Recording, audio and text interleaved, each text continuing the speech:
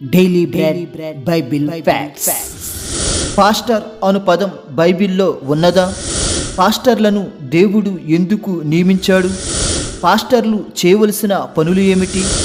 పాస్టర్లు తప్పు చేస్తే దేవుడు ఏం చేస్తాడు? అసలు పాస్టర్ల గురించి బైబిల్లో ఏం రాయబడింది అనే విషయాలు ఈ వీడియో ద్వారా పూర్తిగా తెలుసుకుందాం. ముందుగా పాస్టర్ అను పదం బైబిల్లో ఉందా లేదా అనే విషయం గురించి తెలుసుకుందాం. మన తెలుగు బైబిల్లో పాస్టర్ అను పదం ఎక్కడా కనిపించదు. అయినా కానీ మందిరంలో సేవ చేసే దైవజనుణ్ణి మనం పాస్టర్ అని పిలుస్తాము. అసలు పాస్టర్ అను పదం ఎలా వచ్చిందో మరియు పాస్టర్ అను పదానికి బదులుగా తెలుగు బైబిల్లో ఏం రాయబడిందో ఇప్పుడు తెలుసుకుందాం. పాస్టర్ అను పదం లాటిన్ పదం నుంచి వచ్చింది. కావున పాస్టర్ అను పదం తెలుగు భాష కాదు. తెలుగులో పాస్టర్ అను పదానికి అర్థం ఏమిటంటే గొర్రెల కాపరి అని అర్థం. గొర్రెలు అంటే విశ్వాసులు, ఆ విశ్వాసులను కాపాడేవాడే పాస్టర్. అయితే పాస్టర్ అను పదం ఇంగ్లీష్ బైబిల్లో 9 చోట్ల వ్రాయబడింది. పాత నిబంధనలో 8 చోట్ల వ్రాయబడింది. ఈ 8 సార్లు కేవలం ఇర్మియా గ్రంథంలోనే పాస్టర్ అను పదం వ్రాయబడింది. అలాగే క్రొత్త నిబంధనలో పాస్టర్ అను పదం ఒక చోట వ్రాయబడింది. అది ఎఫెసీయులు 4:13లో వ్రాయబడింది. ఇలా బైబిల్ మొత్తంలో పాస్టర్ అను పదం 9 చోట్ల వ్రాయబడింది. ఇప్పుడు పాస్టర్లను దేవుడు ఎందుకు నియమించాడో మరియు నియమిస్తున్నాడో తెలుసుకుందాం. మార్కు సువార్త 6వ అధ్యాయము 34వ వచనం. గనుక యేసు వచ్చి ఆ గొప్ప జనసమూహమును చూచి వారు కాపరి లేని గొర్రెల వలె ఉన్నందున వారి మీద కనికరపడి వారికి అనేక సంగతులను బోధింపసాగెను. ఈ లేఖనం ప్రకారం యేసుక్రీస్తు గొప్ప జనసమూహమును చూసి వారి మీద జాలిపడ్డాడు, కనికరపడ్డాడు. ఎందుకంటే ఆ జనసమూహం కాపరి లేని గొర్రెల వలె త్రోవ తప్పి ఉన్నారు. గొర్రెలు త్రోవ తప్పితే శత్రువులు వాటిని నాశనం చేస్తాయి.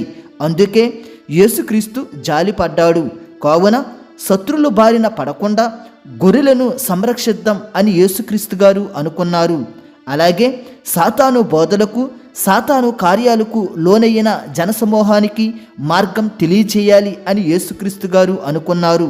అందుకే ఆ గొర్రెలను కాపాడే బాధ్యత యేసుక్రీస్తు గారే స్వయంగా తీసుకుని వారికి అనేక సంగతులు తెలియజేశారు. అందుకే 1 పేతురు 5:4లో యేసుక్రీస్తు ప్రధాన కాపరి అని వ్రాయబడింది. హెబ్రీయులు 13:20లో యేసుక్రీస్తు గొర్రెల గొప్ప కాపరి అని వ్రాయబడింది. యోహాను సువార్త 10:14లో యేసుక్రీస్తు గొర్రెల మంచి కాపరి అని వ్రాయబడింది. మరియు 1 పేతురు 2:25లో యేసుక్రీస్తు ఆత్మల కాపరి అని వ్రాయబడింది. కావున మొట్టమొదటి ప్రధాన కాపరి యేసుక్రీస్తు. భూమి మీద ఉన్న పాస్టర్ల కంటే ప్రథమమైన పాస్టర్ యేసుక్రీస్తు. అంటే పాస్టర్లందరికీ శిరస్సు యేసుక్రీస్తు. ప్రధాన పాస్టర్, గొప్ప పాస్టర్, మంచి పాస్టర్, ఆత్మల పాస్టర్ మొట్టమొదటిగా యేసుక్రీస్తు మాత్రమే. ఆయన నుంచే భూమి మీద మిగతా పాస్టర్లు వచ్చారు. ఒక గొర్రెల కాపరి అనగా ఒక పాస్టర్ ఎలా ఉండాలో యేసుక్రీస్తు తాను భూమి మీద జీవించిన 33.5 సంవత్సరాలలో మనకు తెలియజేశాడు. అందులో భాగంగానే 12 మంది శిష్యులకు మరియు ఇంకా అనేక మంది శిష్యులకు మరియు యోదయ పరిసర ప్రాంత ప్రజలకు గొర్రెల కాపరి యొక్క బోధలు, కాపరికి ఉండవలసిన లక్షణాలు ఎన్నో తెలియజేసి శిలువ మరణం పొంది పునరుద్ధానం అయ్యి తిరిగి పరలోకానికి ప్రధాన కాపరి అనగా యేసుక్రీస్తు గారు ఆరోహణం అయిపోయారు. ఆ తరువాత యేసుక్రీస్తు గారు భూమి మీద పాస్టర్లను నియమించారు. ఈ పదవి మొట్టమొదటిగా 12 మంది శిష్యులు పొందుకున్నారు. అందులో భాగంగానే యోహాను 21:16లో నా గొర్రెలు కాయుమని పేతురుతో యేసుక్రీస్తు గారు అన్నారు. ఆ తరువాత మిగతా వారు పొందుకున్నారు. క్రొత్త నిబంధన సంఘ నాయకత్వంలో 2 కీలకమైన పదవులు ఉన్నాయి. ఒకటి పెద్ద లేదా పర్యవేక్షకుడు, 2 డీకన్. పెద్ద లేదా పర్యవేక్షకుడు ఆత్మలను రక్షించే బాధ్యత కలిగి ఉంటాడు. అంటే గొర్రెల కాపరిగా బాధ్యతలు తీసుకుంటాడు. డీకన్ అనే పదవి సంఘం యొక్క శారీరక అవసరాలు తీర్చడం మరియు ఆధ్యాత్మిక అవసరాలపై దృష్టి పెట్టడంపై బాధ్యత వహిస్తుంది. అలాగని డీకన్లు కాపరులు కాదు. డీకన్లు, సంఘ పెద్దల గురించి ఈ వీడియో చేశాను. ఎవరైనా చూడని వారుంటే దయచేసి చూడగలరు. క్రొత్త నిబంధనలో పెద్ద లేదా పర్యవేక్షకుడు లేదా కాపరి అను పదవులు కలిగి ఉంటే వారు గొర్రెల కాపరి అనగా పాస్టర్ అనే పదవిలో ఉన్నట్టు. ఈ పాస్టర్లను దేవుడే ఎన్నుకుంటాడు. ఇర్మియా గ్రంథము 3వ అధ్యాయము 15వ వచనం. నాకిష్టమైన కాపర్లను మీకు నియమింతును, వారు జ్ఞానముతోనూ వివేకముతోనూ మిమ్మును ఏలుదురు.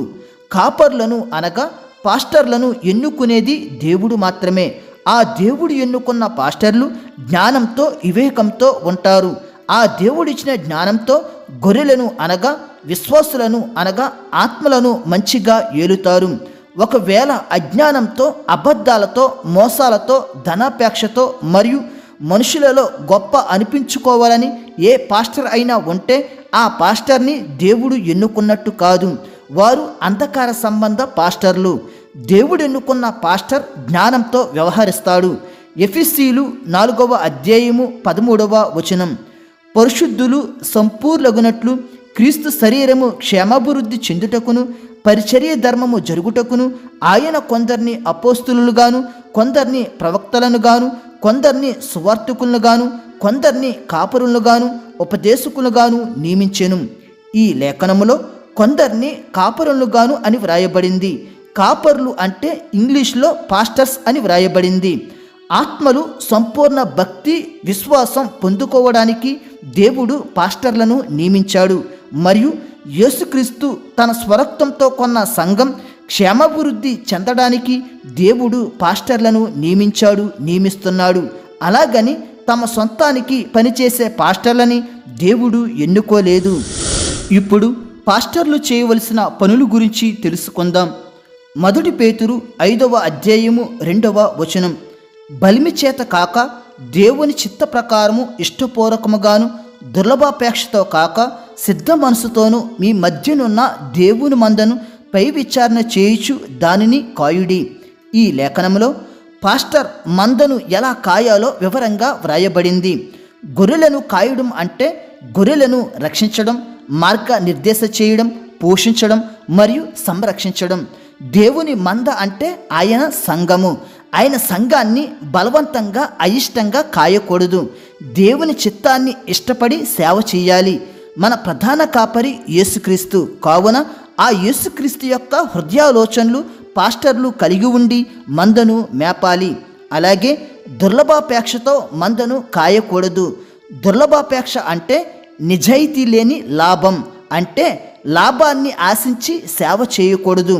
ఆర్థిక అవసరతల కోసం కాకుండా నిజాయితీగా ఆసక్తిగా దేవుని సేవ చేయాలి.